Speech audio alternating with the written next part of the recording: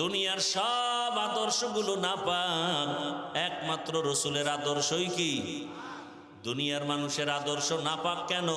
মানুষটার দেমাগ নাপাক, চক্ষু নাপাক, হাত নাপাক, অন্তর নাপাক। আল্লাহ রসুলের আদর্শ কেন পাক? আমার রসুল নিজেই পাক, রসুলের থুথু মোবারক পাক, রসুলের ঘাম মোবারক পাক।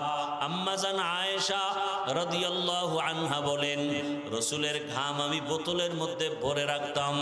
বড় বড় অনুষ্ঠানে রসুলের ঘাম আমরা আতর হিসাবে ব্যবহার করতাম।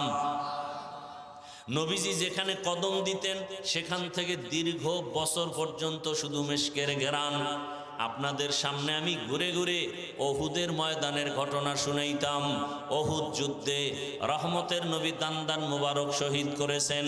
রহমতের নবীর ঘটনা বলতে বলতে এক পর্যায়ে বলতাম, দান্দান শহীদ হওয়ার পরে মদিনায় খবর দিয়া দিল, বেঈমানেরা মোহাম্মদ দুনিয়াতে আর বেঁচে নাই। হাতে তালি দেওয়া শুরু করলো, লাফানো খুশি শুরু করলো তারা, আনন্দ। কিন্তু রসুল ব্যথা পাইয়া রক্ত জড়িত অবস্থায় একটা গর্তের মধ্যে পড়ে গেলেন। সাহাবী হযরতে আলী রাদিয়াল্লাহু আনহু সহ অন্যান্য সাহাবারা ধরিয়া নবীকে নিয়ে গেলেন পাহাড়ের পার্শ্বে।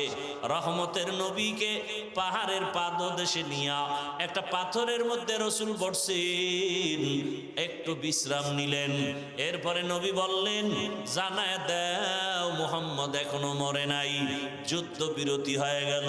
সাহাবায়ে কেরাম কারা শহীদ হয়েছে এদের ডাইকা ডাইকা ধরে ধরে জানাজা দিয়া কবরে দিয়া দাও, গোসলের প্রয়োজন নাই। রসুল যেই পাথরে পড়ছিলেন দান্দান শহীদ হওয়ার পরে, ওই পাথরটা থেকে ১৫০০ বছর পর্যন্ত এখনো মেশকের ঘেরা।